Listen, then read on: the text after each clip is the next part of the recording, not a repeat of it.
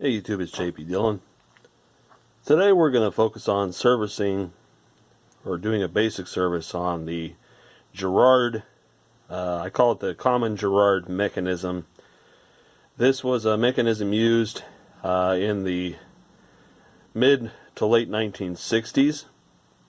You commonly see it on models like the Garrard 3000, which was in a lot of Packard Bell consoles, the Lab 40, the Lab 40 Mark II, the Garrard 6000, the Garrard AT-6, and similar models like what's pictured here, and also the KLH branded Garrard changers. They all share this similar mechanism, and today I'm going to go over the aspects of servicing it because I get a lot of emails like, hey, we like your BSR, your BIC, your other turntable videos. Why not do one on Garrard? So this is out of a General Electric, one of those wall-hanging consoles. And it's got a fairly nice floating tone arm here. But pretty much these are all the same. They all operate the same. They all have the same basic cycling mechanism in them. So I wanted to go over the aspects of servicing it so that you can better understand what you need to do. So the first thing is I recommend, if this is stuck in here, putting some penetrating lube down the spindle overnight. This one is still somewhat loose and you can remove it. You have to remove the spindle to get the Platter retainer clip out without damaging it. Also note its orientation. The Platter clip does two things. It holds the Platter on, and it also holds the spindle in. Without it, the spindle won't stay there, and it will malfunction when you go to take it apart, or excuse me, when you go to cycle it. So we'll get the Platter off. And this is the common Garrard mechanism, and this is what you're looking at.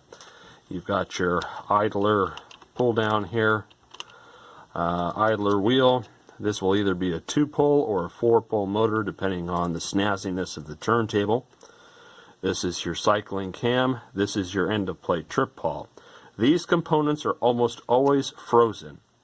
This one is near frozen. It turns a little bit with some force, but it really needs to be clean and lubricated. The common symptoms that will happen is failure to cycle, failure to pick up at the end, also stalling on the last record. The arm will hang up and not be able to finish the record because this part here is frozen. Also, the other common thing that happens is the speed selector locks up, like this one has. And if we look underneath here, that's connected over here. This is your speed selector mechanism. And commonly what happens is, as you can see, the powdery, crusty grease here that's all dried up, that needs to be cleaned and relubricated. Other key points of interest, which we'll go over, are the pivot points for the on and off, which are here. The pivot for the speed selector, which is here. And the spindle trigger, which is here. On occasion you will get this stuff here that gets a little sticky, but very rarely does that happen. And then of course the on and off switch pivot here, which is kind of sort of still working. So let's get to it. The first thing that we want to do is get the cycling cam off, since this is kind of the most important aspect of it. Let me pan down here so we can see this a little better. And the best way to do this is with heat, so let me get the heat gun. Alright, so the first thing you want to do obviously is take your clip off here. Little jeweler's screwdriver makes that easy. And then we'll heat it up.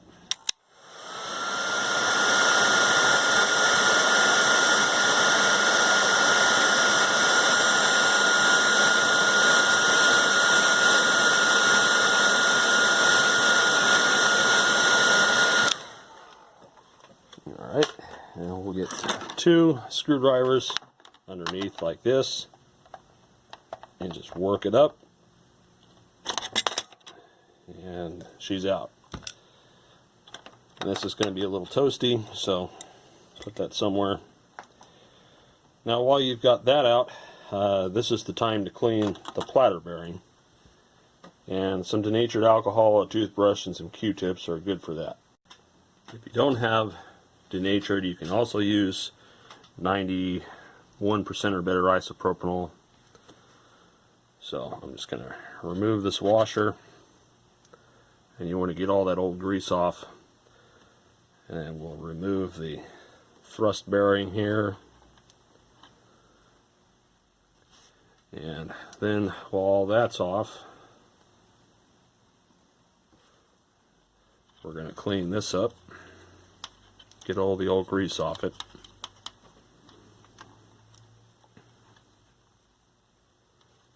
You're going to go through a lot of Q-tips, so you might as well just buy a small box for this purpose. While we're at it, we're also going to clean the area that the spindle was in, because you want that to be clean and gunk free. Clean the shaft that the cycling cam was on.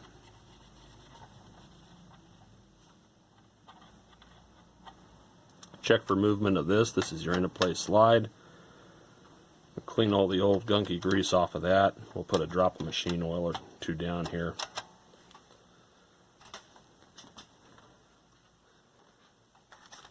And so, whoops, sorry about that. My oiler syringe, I'll just put a drop or 2 on the shaft here. Drop here on the tracks, and oil up this part of the spindle, and a drop or 2 down for the drop spindle. And I'm going to get another Q-tip, and we'll clean the top washer. Let's get all the old grease off. Sometimes you will have to use a scraping tool like an X-Acto or something like that to get hardened, crusty grease off. Now, as far as cleaning the bearing, what I use is a small jeweler's screwdriver like this, and I will get the encrusted grease out. Kind of like what I'm doing here. Get that all out. And I've got a shop towel underneath the work area you can't see off camera that I'm wiping the old funky grease on.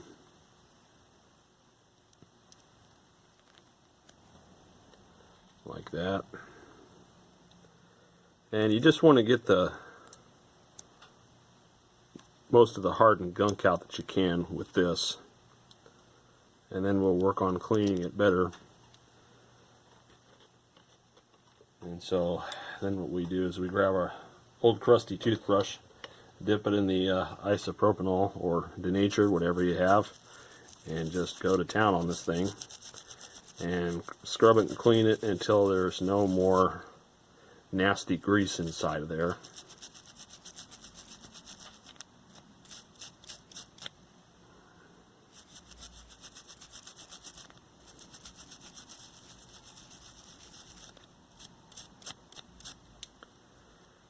I'll flip it over, do the other side, and I'm just going to wipe it off on the towel. And then I will rotate the balls with my finger and make sure that all the little ball bearings move freely. If it's not moving freely, you need to keep cleaning the grease out until they all move freely.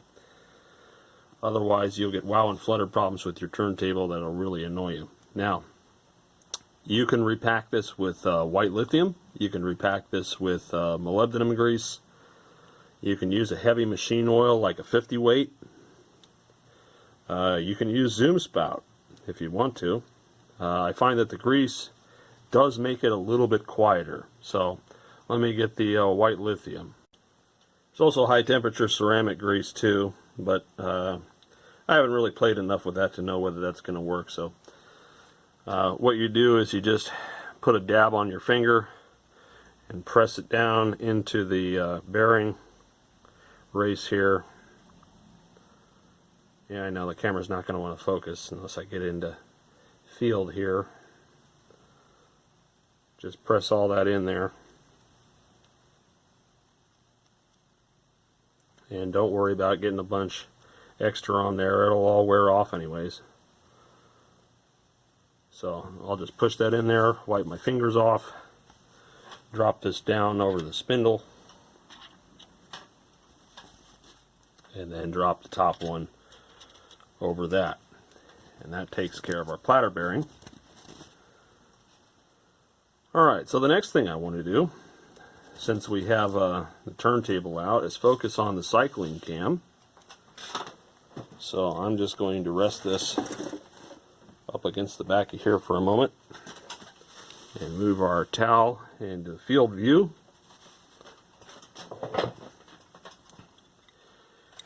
And so this part here, this one is loose. However, normally these get frozen up solid. And the way you tackle that is much like getting this off. You have to heat this area up right here with a heat gun until it gets loose, and then get everything apart. So I'll remove this clip, and you remove the top part,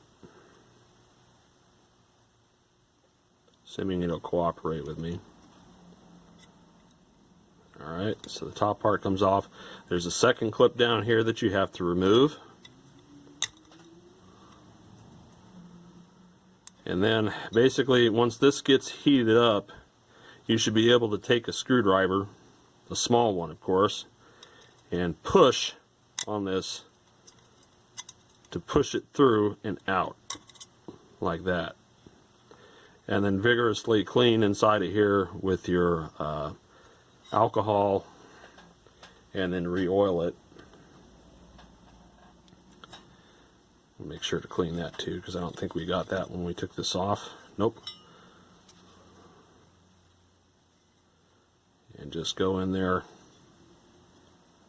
clean that area out, and then likewise clean this.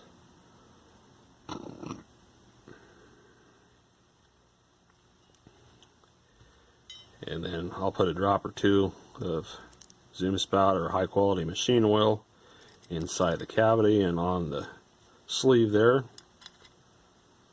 And then put this back in. Make sure it's free moving. Put my first clip back on. This is where you really want to have something like hemostats, just so you don't bludgeon your fingers trying to get these clips back on here. There's clip number one. Now on occasion you will see bits of grease in that track there, in which case, like we did with the bearing, get your toothbrush, soak it in alcohol, and go over that track.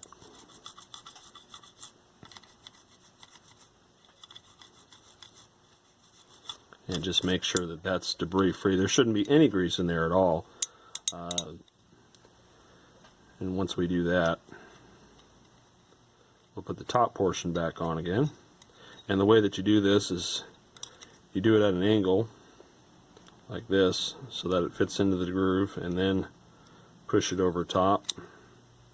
And you see that that window there, that little piece has to fit inside that window. And then we'll put this top clip back on, making everybody dizzy. That's the suck thing about having a camera in front of you, is you bump into it a lot. Yeah, that's the test, if you can shake it and have this move freely without issue. Alright, so that part's done. While you're in here, you want to make sure that this little thing moves. This one's kind of sticky, so let's take care of that.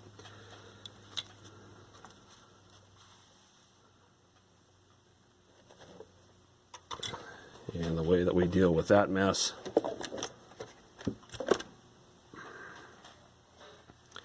is I'll get another Q-tip and soak it in alcohol, and then I will let the alcohol trickle down into here. Also do this bottom part here.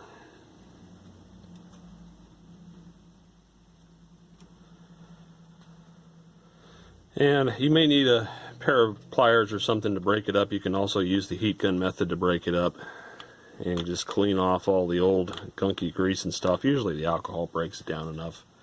And then I'll put some drops of oil in the top here, lift up on it, and then along the bottom of that bearing. This roller helps the cycling by cutting down on the friction. And then before you put your cycling cam back in, it's a good idea to clean the tract here. Again, Q-tip and alcohol. And then we'll get another Q-tip and put some of our grease on it. And we'll just go around and put grease in that tract. Anything you can do to take friction off of the cycling system will help it tremendously. Okay, so before we get too heavily into the mechanism, the next thing I want to do is take the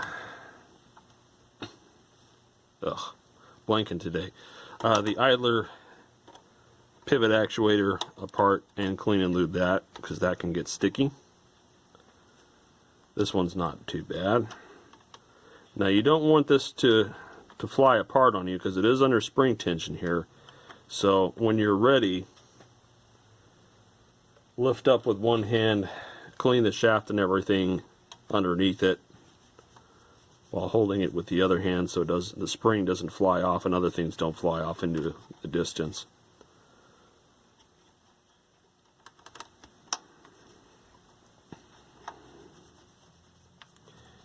And then we'll put a drop of oil on the shaft here and one around the rim of this,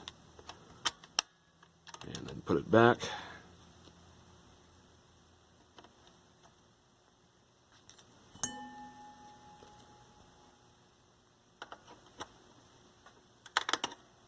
Okay, this is a good time to take your idler off.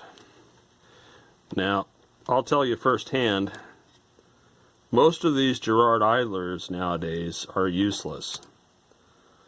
This is a rebuilt one that the customer bought from the Voice of Music, and I suggest that you do that straight away because the likelihood that that idler is still good is very small. The rubber may still be pliable, but the surface of it doesn't grip, or the diameter has decreased enough that it doesn't quite work. So I'm just cleaning the old grease off of that idler bearing there. I'm also cleaning the motor pulley surface, which commonly gets contaminated, but it looks like he already did that. This guy pretty much bought an idler for this thing, and only to discover that the cycling didn't work because the rest of it was all frozen up. But that's a whole nother matter. Alright, so now that we have dealt with the cycling cam, the trip pawl, and this, we're going to go ahead and deal with the speed selector mechanism. That's the other common thing that seizes up. So underneath here,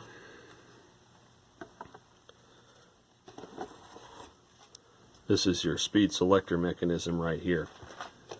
And I'm trying to figure out a way I can prop this up so that you guys can see what I'm doing here without this being too much in the way. So this area here, this is your slide, and you can see that kind of powdery looking stuff there. That's the area of contention, because that gets all crusty and there's no more lubricant on it, so it prevents the elevator from going up and down, and oftentimes it will make the speed selector totally seize up. So I'm going to start by cleaning off what I can see with the alcohol and a Q-tip, and then eventually you'll be able to work this down. Like this one's starting to move. There we go. Pushing it down with my fingers, and I'm cleaning off the rest of this up here. Most of the time it's not necessary to take this one completely apart. And then I will trickle some oil on here, onto the parts here.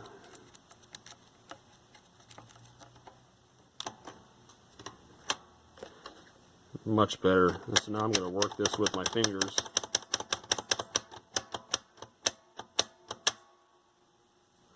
So that's looking better. Also, this roller back here, this one here, this one loves to seize up too.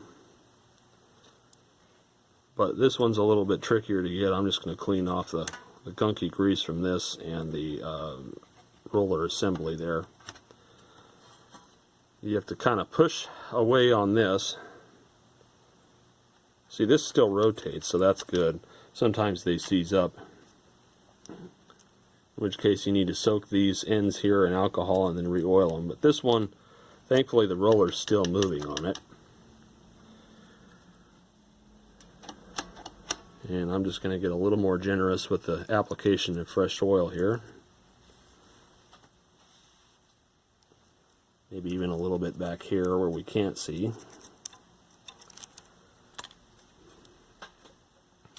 And so now, in theory, I should be able to move this freely.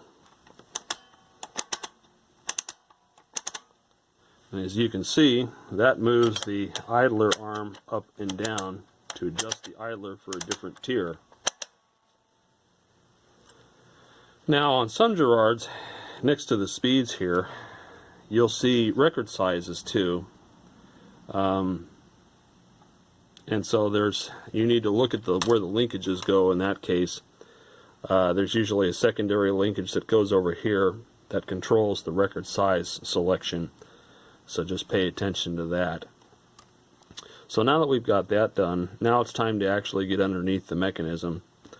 The next thing we want to look at, if you have the record size detector, you want to make sure that this pivot here is free moving. Now this one looks pretty good, so I'm actually just going to clean it very minorly.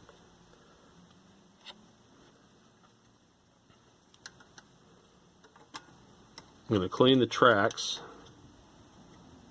See if you can see that there. That track this slides on. I'm going to go ahead and clean that. Make sure that that turns freely. If not, trickle some oil down there to make sure that this moves freely like that. And I'm going to apply a little tiny bit of machine oil. I'm not going to use grease because that will affect the time constant and the drop and how this detects the record size. Next thing is the record clamping arm bearing, which is here. And then we can see that this powdery fuzz here, that's more dead grease. It's really crucial that that be able to descend at a quick rate so that the record properly falls on the size detection selector. So I'm going to start by pushing this all the way down, and we're going to clean off what we can here. And there's a little window here. I'm just going to hold and rotate this as I clean off more stuff here. It's already moving freer. And then put a couple drops of oil from the top down like this and like this, and then we'll work this up and down so that's absolutely free moving like that. Okay, so the next thing we want to tackle is the on and off mechanism, which is comprised of this lever here and this lever here. These need to be both free moving. So let me get the turntable into a better position so y'all can see that. Assuming it's going to let me do that. Yeah, let's see. Maybe this works better.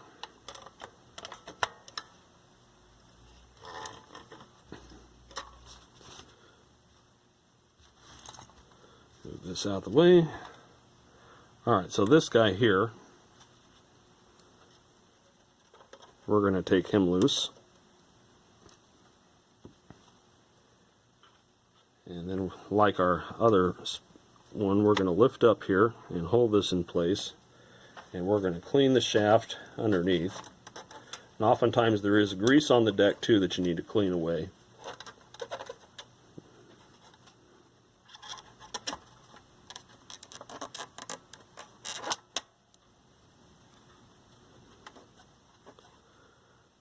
And then a couple drops of oil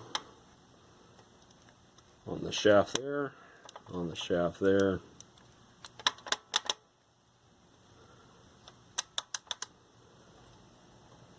Alright,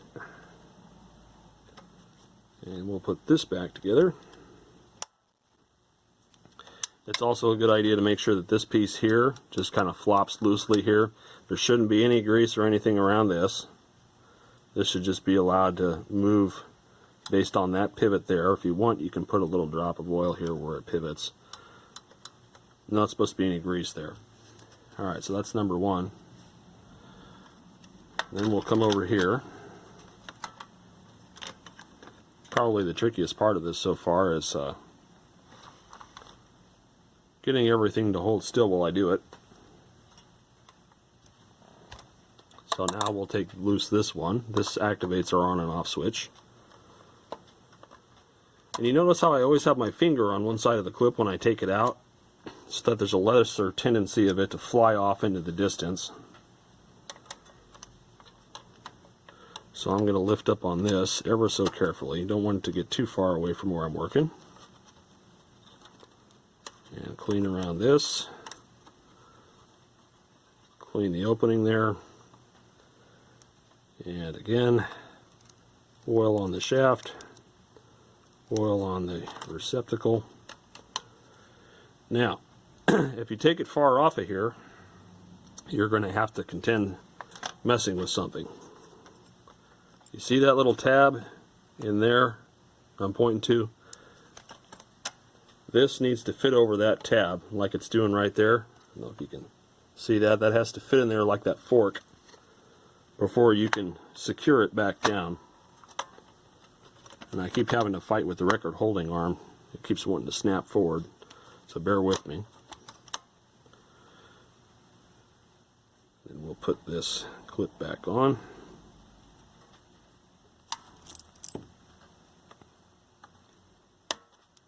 Like so. And so now that we've done that, our bearing has fallen out.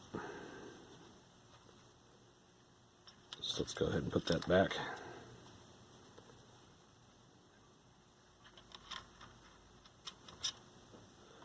Alright, so now I should be able to, as I turn this on, you should see the idler arm come down like that.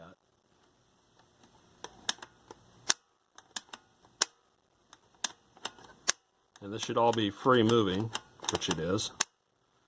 If this sticks in the auto position, take it apart and do it again. And look for any impediments you might see, but it's supposed to return like that. Okay? Alright. So, next thing we got to do, and this is actually easier if you do this with the cam back in.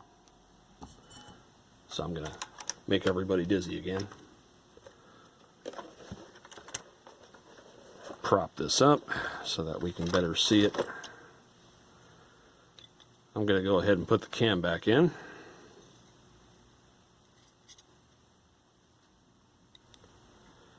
And you always want to align this opening with the spindle.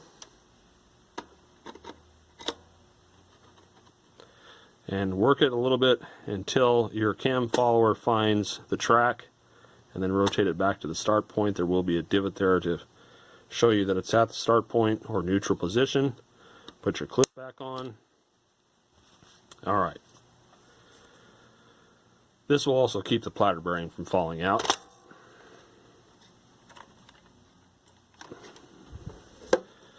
Next, we want to take a look at the pivots on the cycling mechanism. Assuming that this will stay alone. Number one is the drop spindle here. You can see that sticks. That's supposed to retract by itself. So we need to clean off the old grease here. There's also this pivot here. Trickle oil down in here. This really rarely ever freezes. And if you do take this clip off, you'll need something to hold this slide underneath here in place. It's hard to see, but that slide up in there, let me just see if I can get a light. Anyway, this slide here, or not this slide, this piece, gosh, can't really, well, the top of this here, you need to make sure that this doesn't fall out if you take this clip off to oil it. So I will just commonly trickle a drop or two of oil down in here,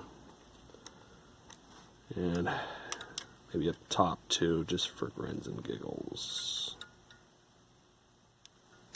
It's a pain to put that back in if it falls out.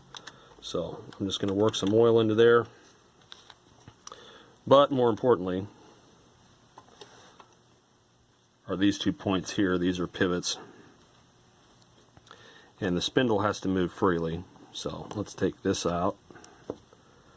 Take this washer out. And you can take this loose. And again, we're going to clean off all the old garbage on both sides of the slide here. So this needs to be clean. No nasty sticky grease on this.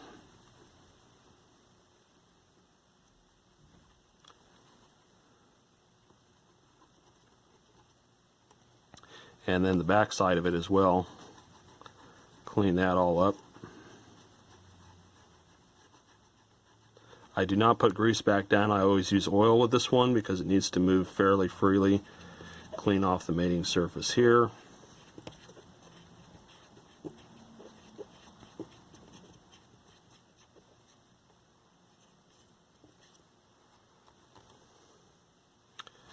Alright. And before we get too crazy, I'm also going to clean off the little washer, which has grease and gunk on it.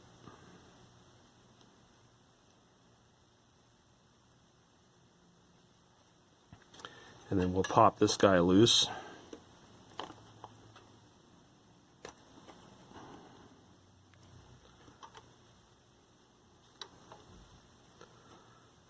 Clean around the top. And then very carefully pull this up enough to get the Q-tip behind there. You don't want to disturb this too much, otherwise you'll have to be messing with the cycling mechanism to get it to work right again, putting things back in their proper sequence. So that's why I'm holding it here. I'm just going to dribble some oil there on the shaft.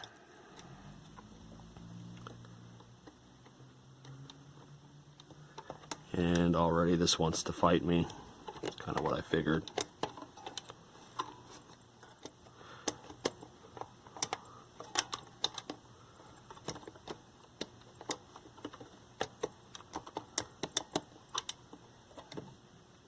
I have to see what's interfering now.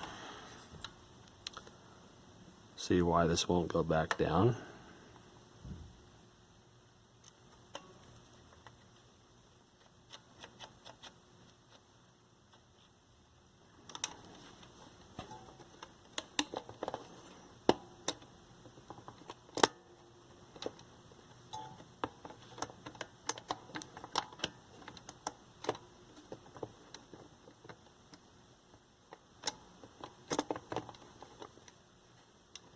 Let's see now. So this is the problem with taking this part up. If you're not careful and you get it too far away, it won't want to go back down. So if this happens, really the cure is you have to take the cycling cam back off, because I went too far out. And I think what happened is that this tract, let's see if I can zoom in so you can see it. There we go. So there's a tract up here that rides in this groove, and that needs to be reset properly.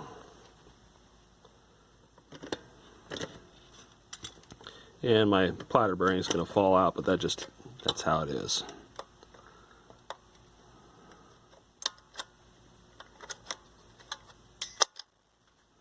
Okay.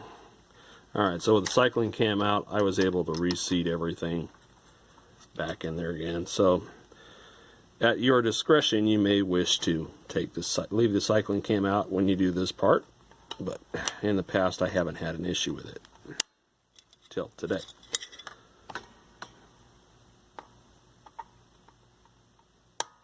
Alright.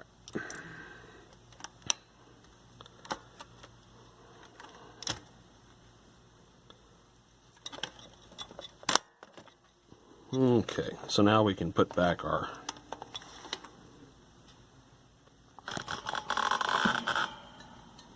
there we go.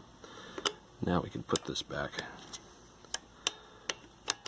Trickle a little bit of oil on here, on the shaft and on the inside ledge here.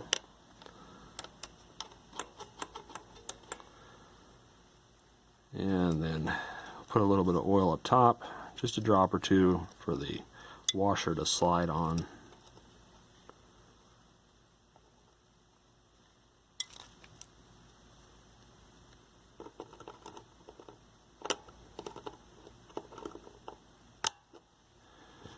And double check again. We see that it's still not quite resetting. So if that's the case, we're going to come up here with our toothbrush. I'm going to lift up on this a little bit, and I'm going to get in here and clean away all this old grease.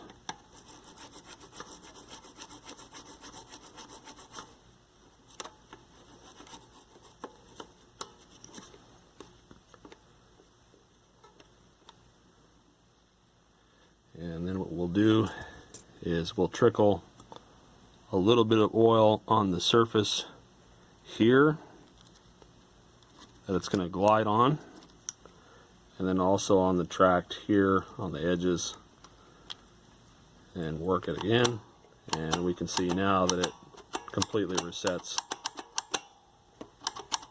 without sticking and hanging up. That's what we want. Okay.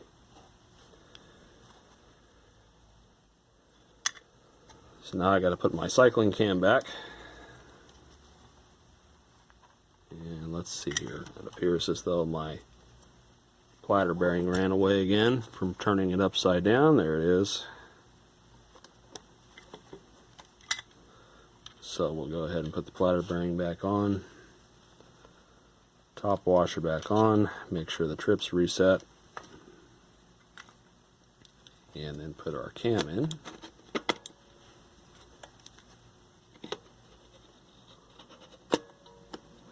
Alright, and then let's see where my little clip go. There it is.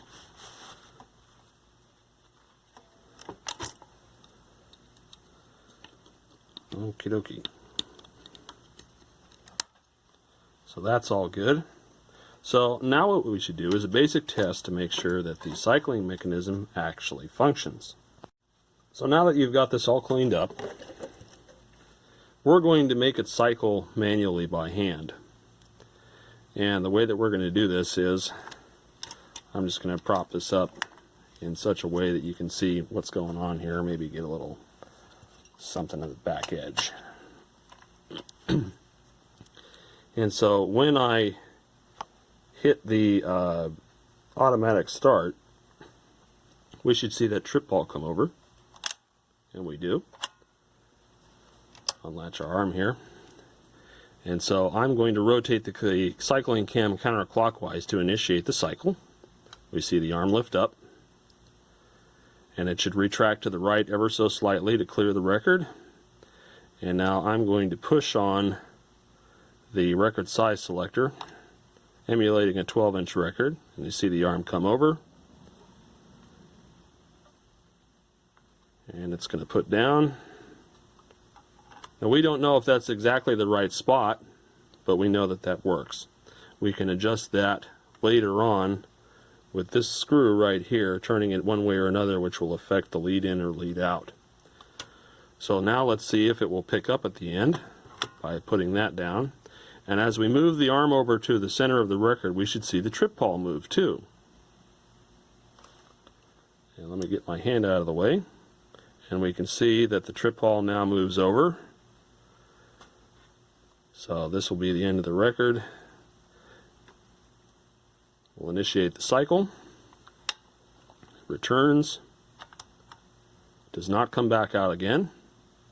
Initiates the end of play. And shuts off. So this tells us that our machine cycles. And in theory, once we take care of the next part, which is the motor, and reinstalling the idler wheel, that this in theory should work fine. We may need to make some minor adjustments to the arm to affect where it sets down and picks up. I also know for a fact that this cartridge is dead. But I'm not going to address that in this video. This is servicing the mechanism. I'm not going to deal with messing with the cartridge in this video, although I will replace it. So the next thing that we have to do is take the motor apart. Now this will vary depending on whether you have the 2-pole or the 4-pole motor. And the way that you service it is much different based on whether it's the 2-pole or the 4-pole. And unfortunately, I have the lesser common 2-pole motor here instead of the 4-pole. So it's going to be a little bit of a difference. So what I do is I loosen these 2 screws here. You get one that actually bites a little better. He says, stripping the screw out. Man. That one's in there. Let me see if I can find a better tool.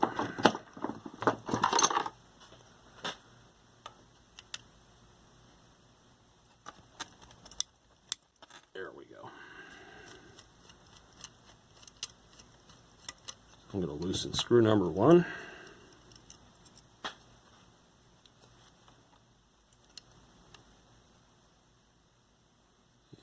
Screw number 2. Never been opened. It's got that nice snap to it.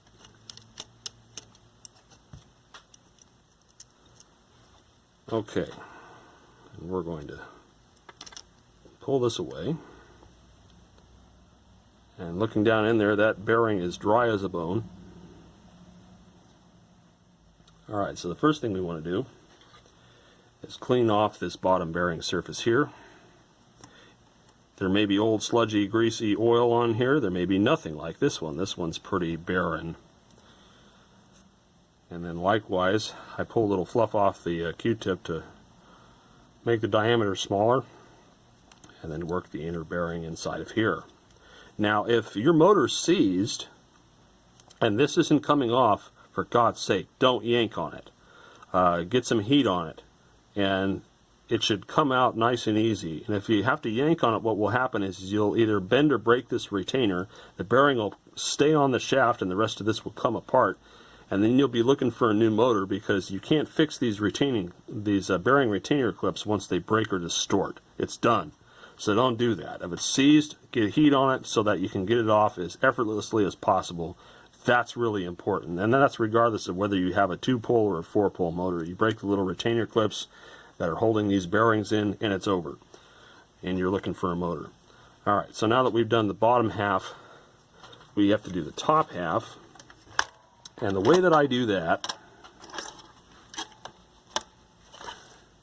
I put it up on its end here, and I push on the bearing from the bottom, clean the shaft, and get all the nasty goopy stuff off of there. And then I'll push this through till you're going to stop at the 78 point. It's not going to cooperate. Now we have limited room on this end. Let's see if I can do this here. I'll let you guys see what's going on. Anyways, the Q-tip goes up in here, and we clean all of this.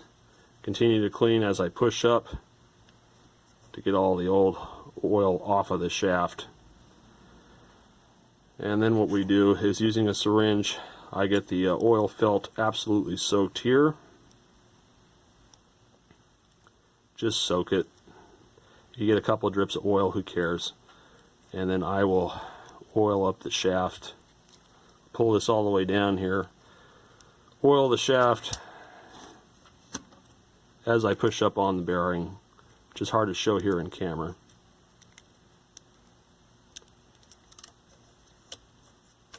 And just kind of see how freely it moves. It should move absolutely freely like that.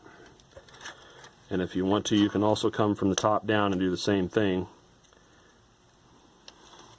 which is get some oil on this part of the shaft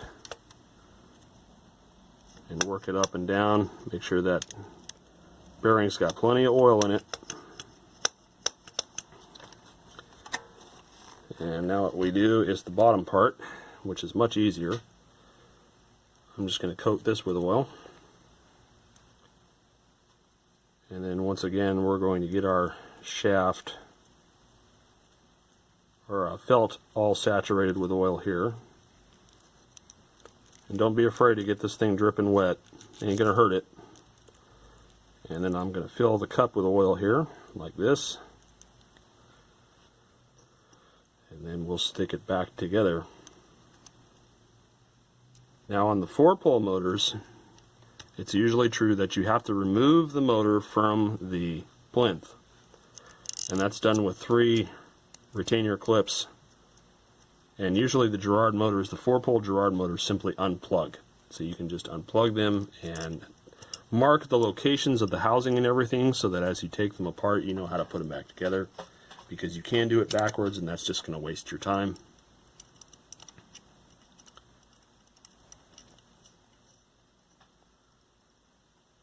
And over the years, the style of motor changes, so you may have to experiment a little bit when taking it apart and seeing how it's going to work out for you.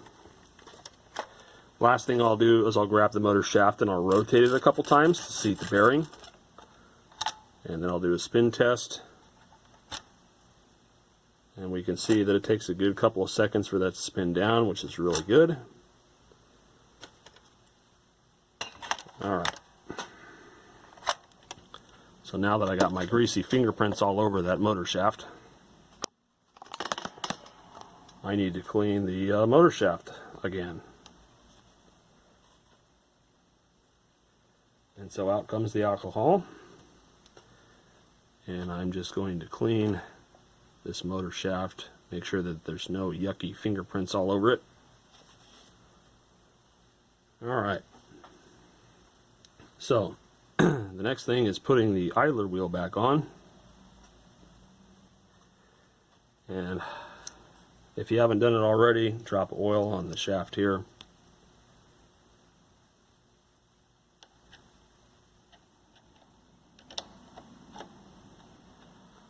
And I'll just pull this away and spin it, distribute the oil, make sure it spins freely.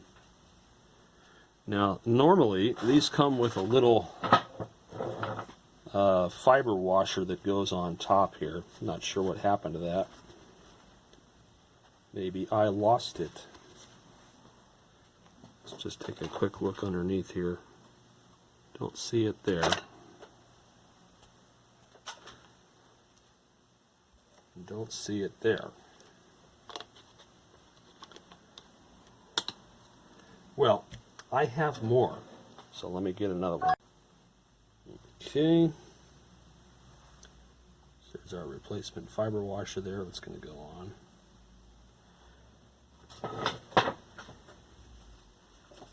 And then, of course, I disturbed where the little clip was that held the idler wheel back on.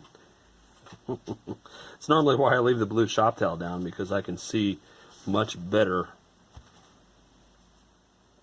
with that down than anything else.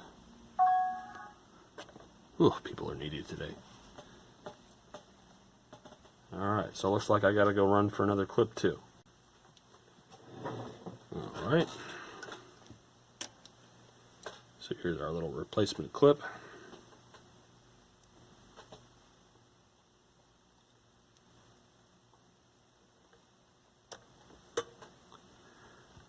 Alright, so that's happy.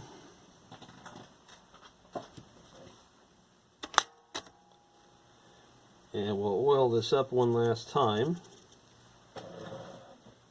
And then what I'll do is get the platter.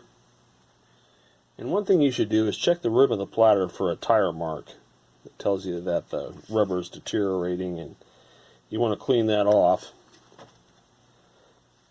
So let's put the platter back on.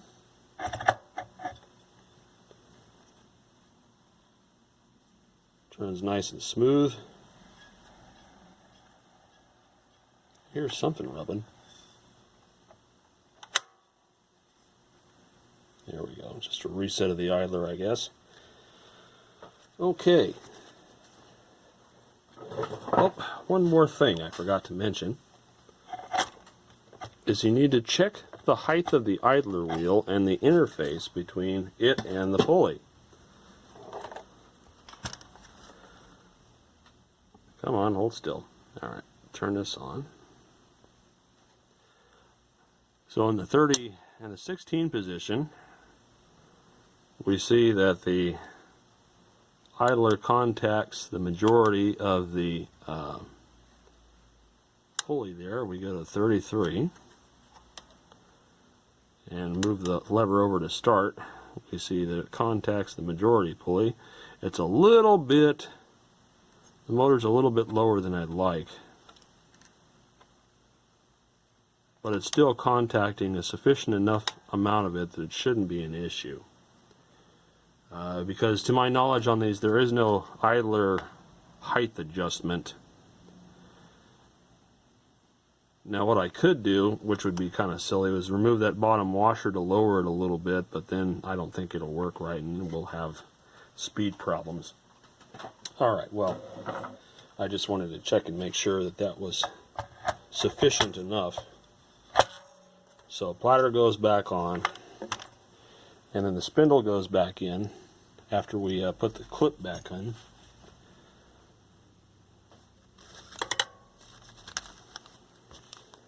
And that of course means that I have to locate where the clip went to.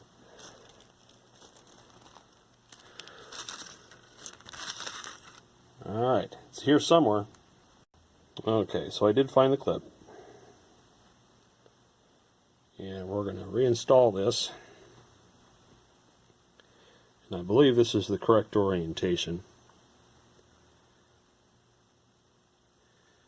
And we're going to slide it over this lip first.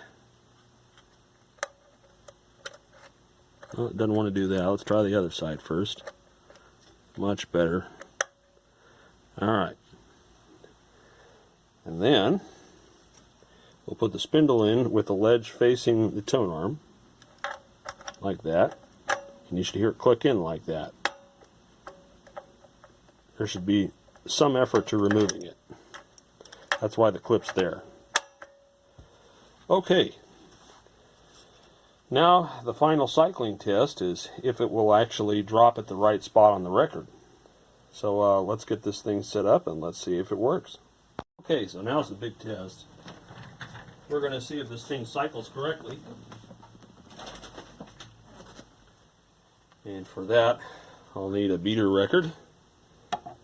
We'll just put this down, make sure the arm's unlatched, and hit automatic, and see if it actually picks up and drops the record properly. It does, and it's going to go over to the right spot. Alright, and of course there's no stylus in here because the bridge on the cartridge is trash. Let's see if it will actually pick up at the end. Wonderful. It actually is cycling. And it shuts off. Very cool. So that tells us that we properly serviced the cycling mechanism. And it is ready for a cartridge.